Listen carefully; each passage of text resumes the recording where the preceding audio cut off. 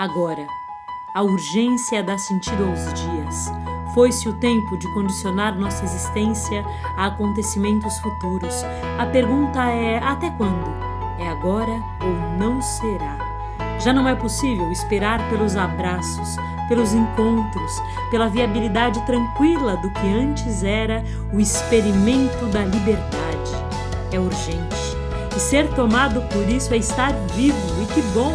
Estamos vivos, respiramos a plenos pulmões. O ar entra como no olho o mundo, como na boca o beijo, como nas mãos o alcance do gesto. E é ali, na fresta dos muros, nos espaços vazios, nas lacunas, ali habitam as perguntas. É também pelas frestas que um feixe de luz alimenta o que ainda espera para nascer. É urgente.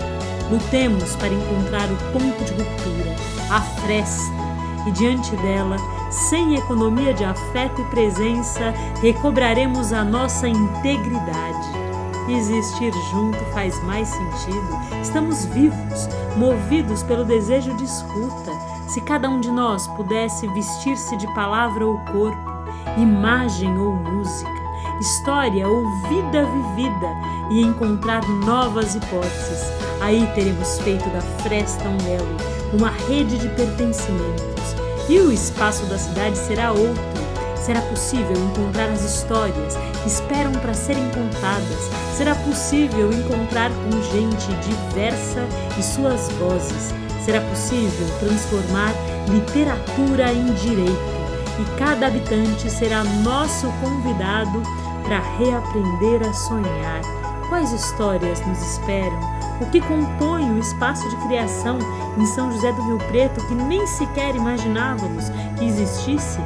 Em 2021, a Companhia Apocalíptica de Teatro apresenta o Fresta, um festival literário multilinguagens, não competitivo e completamente online, que revela artistas da cidade e promove um intercâmbio com outros estados brasileiros, quiçá do mundo.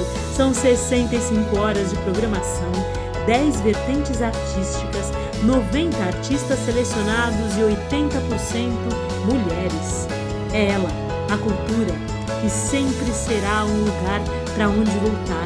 A fresta, através da qual jamais esqueceremos quem somos e o que realmente importa. Hoje eu quero uma história diferente, hein? Eu tô cansada dessas histórias de princesa. Sabe o que eu tava pensando esses dias? Me dei conta que eu nunca nem comi uma maçã estragada. Ninguém nunca nem me chamou para um baile. E eu nunca nem brinquei na neve.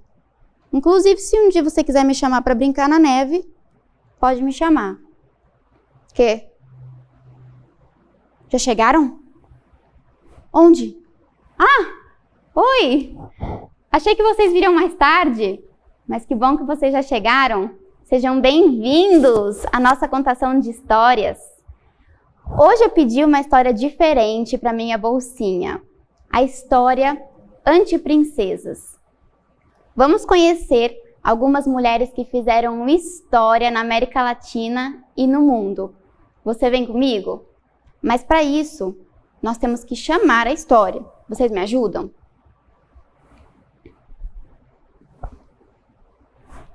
Essa aqui é a minha bolsa mágica. Ela me traz todas as histórias, toda semana. Amiga mágica, desculpa. É a minha amiga mágica. Vocês me ajudam a chamar mais uma história? Então vamos lá, comigo. Historinha, historinha, vem me trazer da bolsinha. Você me ajuda? Historinha, vem me trazer da bolsinha. Ah, ótima ideia! Eu adoro essa história. Vamos contar a história da Frida Kahlo. Você já ouviu falar sobre ela? Então vamos lá. Bom, Frida era uma menina com os cabelos negros, olhos negros e tinha uma sobrancelha que se encontrava com a outra. Tem gente que fala que essa sobrancelha parecia um bicho. É verdade, eu concordo. Eu acho que eram pássaros que levavam a imaginação da Frida lá no alto. Frida era uma menina bem diferente e muito diferente das princesas que nós conhecemos. Porque, bom, a Frida não teve ajuda de nenhuma madrinha. A Frida nunca teve um príncipe, nem morava num castelo. Então, eu acho que realmente ela se parece bem mais comigo do que as outras princesas. Tudo começou quando Frida tinha 6 anos de idade. E ela teve uma doença que fez com que uma das suas pernas não crescesse. Então Frida mancou durante toda a sua vida. E no começo, isso era um problema para ela, claro.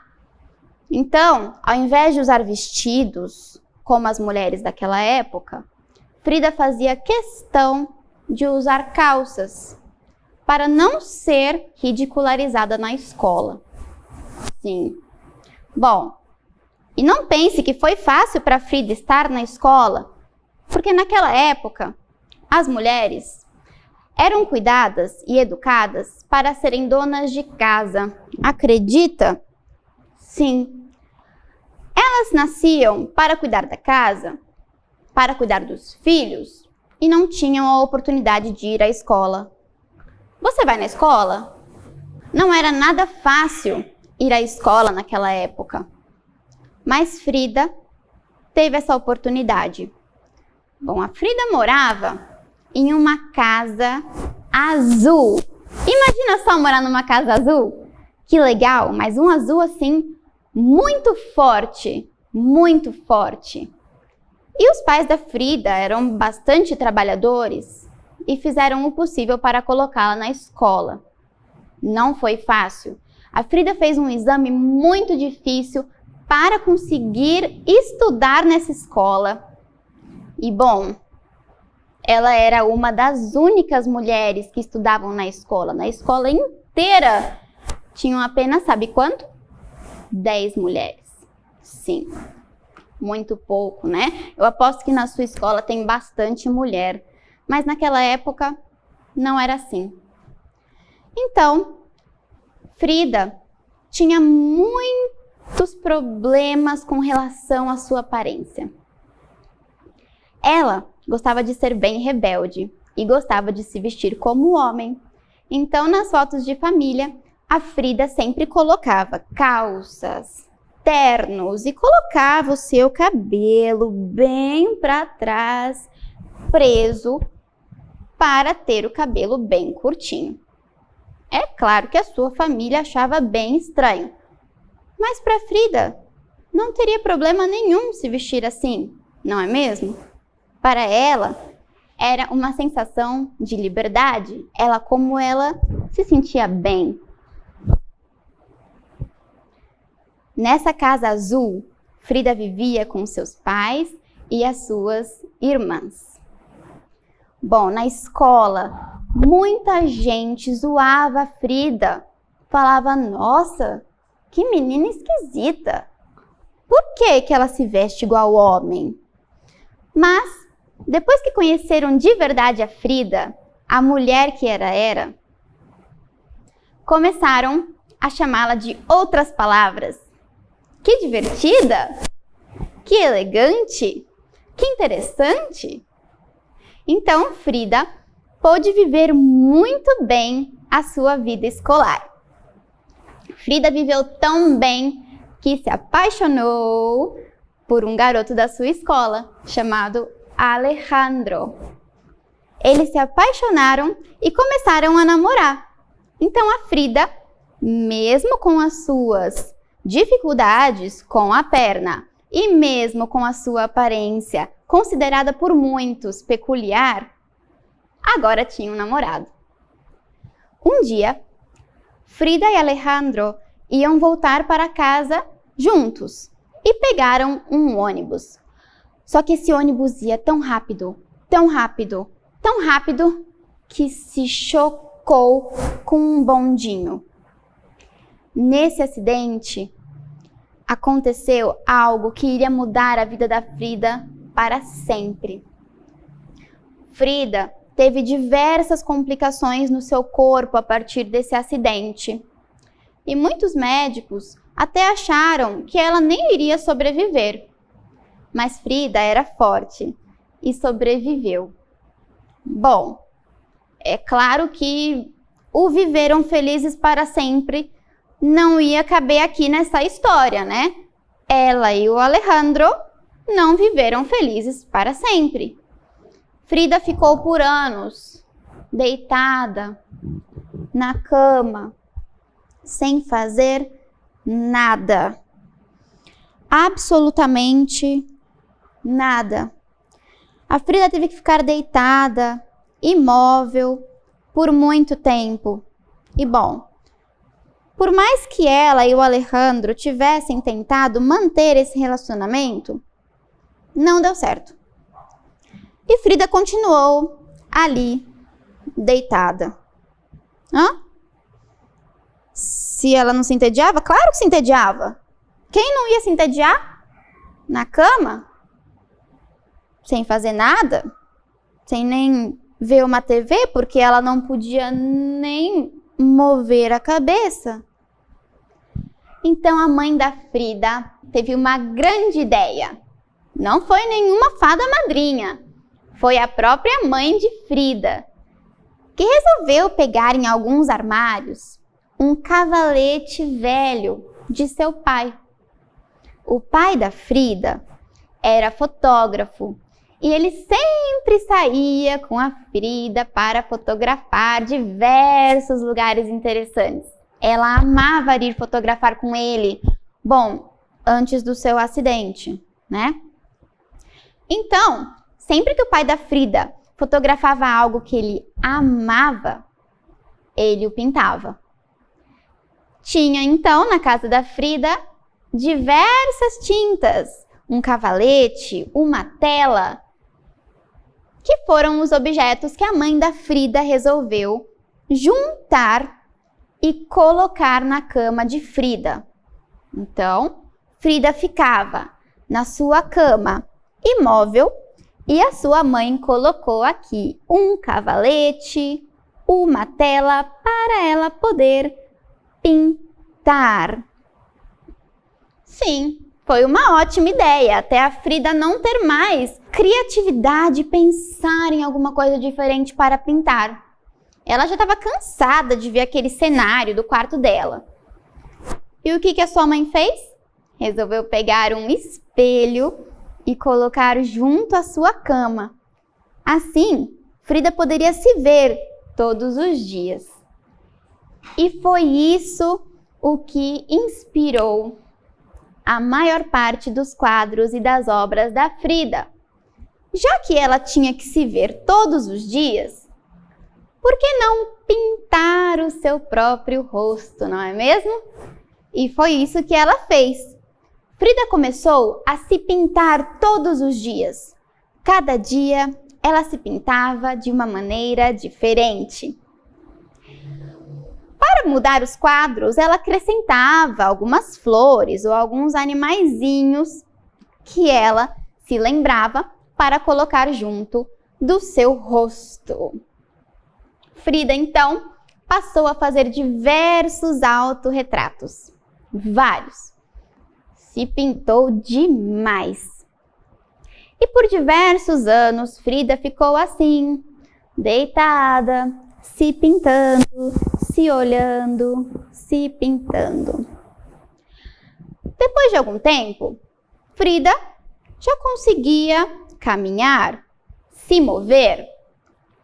E ela queria muito que alguém visse suas obras, porque até então, nem ela, nem os seus quadros saíam de casa.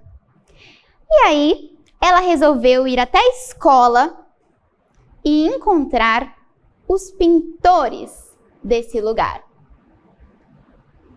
Bom, dentre esses pintores, um chamou muito a atenção de Frida, chamado Diego Rivera.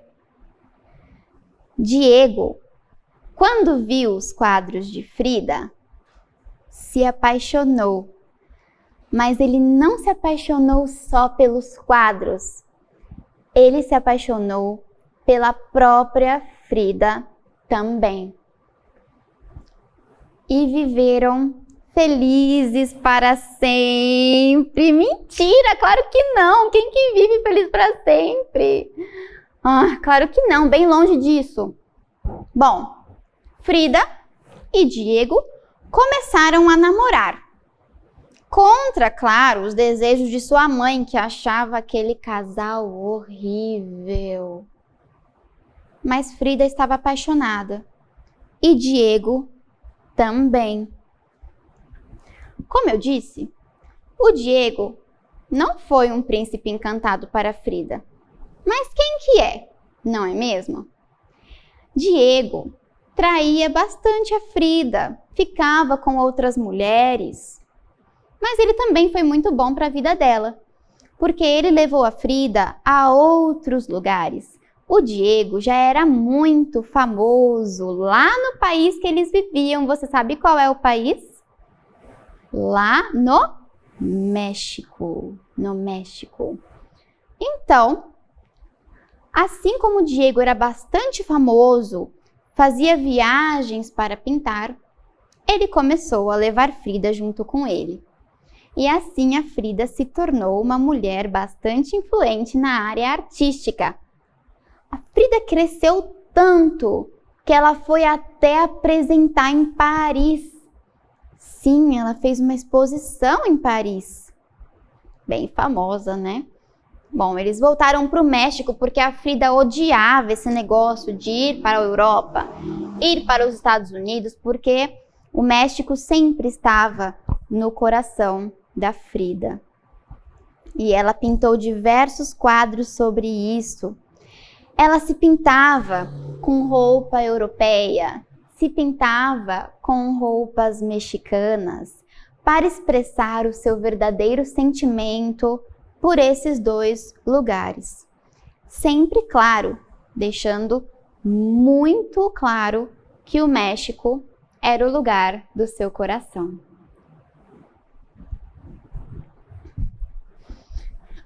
Se você quer saber, a Frida ela não teve nenhum filho com o Diego. Eles até quase tiveram, mas ela sempre perdeu o bebê. Afinal, aquele acidente lá com o ônibus fez com que o seu corpo estivesse sempre muito frágil e nunca pôde receber uma criança.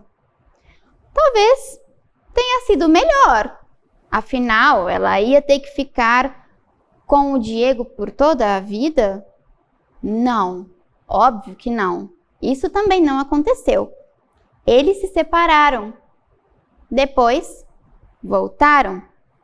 Depois, se separaram de novo. E Frida disse o seguinte sobre o Diego, que de todos os acidentes que ela teve em sua vida, o Diego foi o pior deles. Nada de príncipe encantado nesse mundo da Frida, não é mesmo? Frida, então, continuou a sua luta pelo desejo de estar de volta ao México. Ela morou com o Diego bastante tempo nos Estados Unidos, mas ela voltou para o México, onde, por mais que ela estivesse machucada e agora com um problema de coração, ela nunca deixou de lutar por seu país e pelos trabalhadores desse país. Frida sempre esteve engajada aos movimentos. Frida sempre protestou em favor dos trabalhadores mexicanos e sempre esteve lá, levando o seu corpo como bandeira, mesmo mal. Frida não resistiu e faleceu nessa mesma casa azul que viveu durante toda a sua vida. Bom, mas você sabia que no México eles dizem que se você nasce e morre na mesma casa é sinal de muita prosperidade? Eu acho que Frida conseguiu isso, né? Ela foi escolhida para nossa primeira história por ser uma mulher real, uma mulher que teve os seus ideais e alcançou seus objetivos sem precisar ter um príncipe esperando em um castelo, sem ter nenhuma ajuda de nenhuma fada madrinha, não é mesmo? E aí, você gostou dessa história? Vamos para a nossa segunda história? Bom, não se esqueça que você vai ter que me ajudar a chamar. Vamos lá? Historinha, historinha, vamos abrir a bolsinha. Historinha, vamos abrir a bolsinha. Ah, eu adoro essa também! Uau, eu acho que essa ninguém ouviu falar. Você já ouviu falar da Violeta Parra? Se você nunca ouviu falar, ela é uma artista que vem de outro país. Vamos sair do México e chegar no Chile. Violeta nasceu no Chile, bem mais perto do Brasil, mas não é muito conhecida por aqui. Então, por isso, vamos contar a história de Violeta. Violeta tinha os cabelos longos, pretos, olhos pretos e morava em um povoado bem pequeno lá no Chile. Tudo começou quando Violeta tinha 8 anos. Violeta morava numa casinha bem pequenininha com seus pais. A sua família era muito humilde, era muito pobre, mas nunca faltou amor. O seu pai era professor, a sua mãe era costureira e eles viviam sempre na luta para deixar uma casa confortável a Violeta e os seus irmãos. Quando Violeta estava em casa sem fazer nada, ela foi na pontinha do pé fuçar em todos os armários da sua casa. E sabe o que ela encontrou? Um violão. Violeta encontrou esse violão porque os seus pais sempre tocavam e cantavam em rodas folclóricas lá na sua cidadezinha. Violeta, então, passou a todos os dias ir buscar esse violão no armário do seu pai e tocar escondido. Tinha que ser escondido porque os seus pais não queriam que ninguém tocasse, não por ter medo de que alguém estragasse o violão, mas pelo simples fato de que eles diziam que a música não levava ninguém a nenhum lugar. Mas Violeta não se importava com isso. Violeta queria tocar o violão. Mas ela queria tanto tocar esse violão que todo dia ela ia lá e tocava por horas, baixinho, sem que ninguém ouvisse. Mas um dia isso não deu mais certo. Violeta foi descoberta. Seu pai e sua mãe chegaram em casa e encontraram Violeta com o violão na mão. Logo, falaram para ela: Violeta, o que você está fazendo? E ela disse: bom, eu encontrei esse violão e eu quis tocar. Quando os pais de Violeta foram ver, ela já tocava e cantava músicas inteiras Como dizer para sua filha de 8 anos que ela parasse de tocar? Não tinha mais jeito. Violeta já tinha sido tomada pela veia artística. Bom, os seus pais viram nisso um negócio, já que a situação estava complicada e eles não conseguiam dinheiro para alimentação, colocaram os filhos na rua para que eles pudessem tocar e ganhar algumas moedinhas. E eles fizeram isso. Conseguiam bastante moedas para levar para casa. Um dia, Violeta resolveu ir para a capital do Chile, que se chama Santiago. Ela tinha certeza que a capital iria trazer para ela a oportunidade que essa cidade que ela vivia não iria trazer. Bom, eu acho que ela estava certa. Ela tinha que ir mesmo.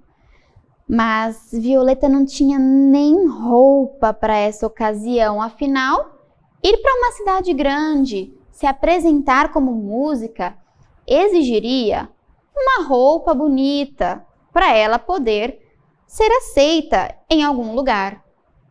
Então, ela encontrou uma fada madrinha que fez um vestido lindo para ela.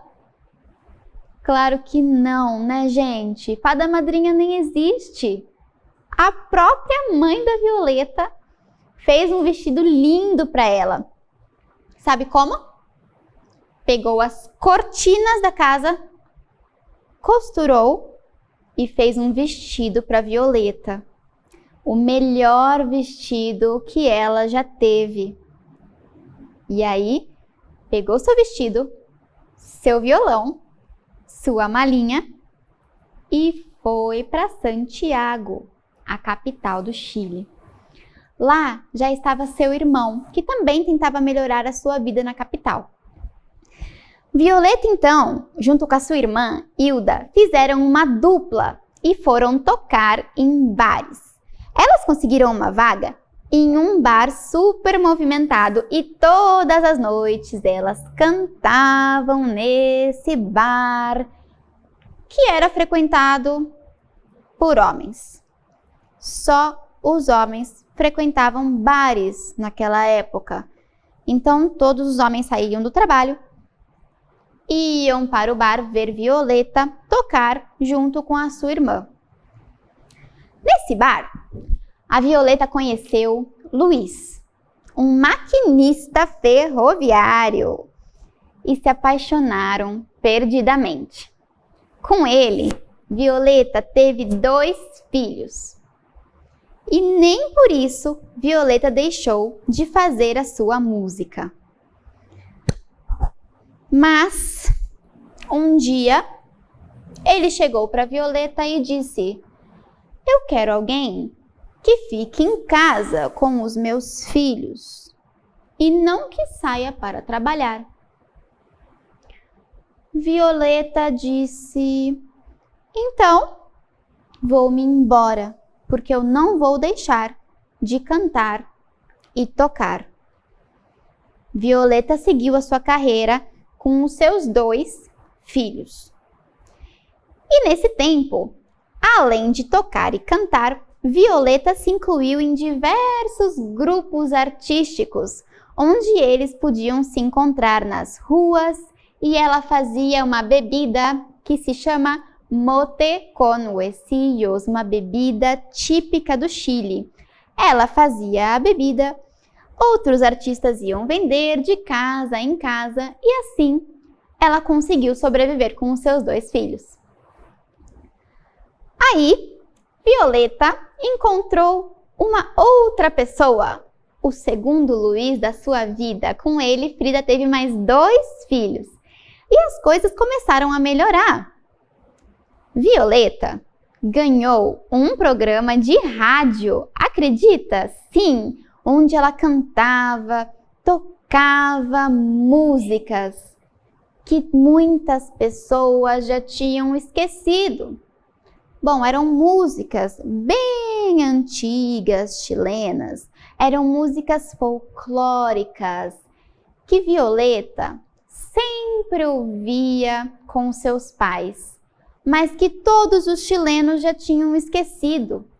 Violeta trouxe então essa cultura folclórica de volta, que estava esquecida na mente dos chilenos. E além de cantar e tocar, não era só isso que Violeta fazia.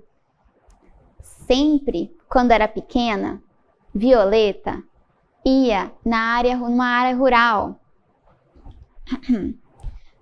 Quando Violeta era pequena, ela sempre ia de férias em uma área rural da sua cidade, se encontrar com seus tios, suas primas. Lá, Violeta aprendeu muitas coisas. Violeta aprendeu a costurar, a fazer cerâmica, tapeçaria. Muitas habilidades que essa Violeta sabia. Então, junto com todas essas coisas manuais que Violeta sabia fazer, estava a sua música. E Violeta pôde expor todas essas coisas, sabe onde? Lá em Paris também, onde iam os melhores artistas. Violeta chegou longe. Um dia, chamaram ela para tocar lá na Polônia, do outro lado do mundo. E ela foi, naquele país gelado, frio. Violeta tinha medo, claro, ela foi sozinha, ela não pôde levar o seu marido, os seus filhos. Então, Violeta colocou seus cabelos na frente do rosto, olhou para o chão e cantou.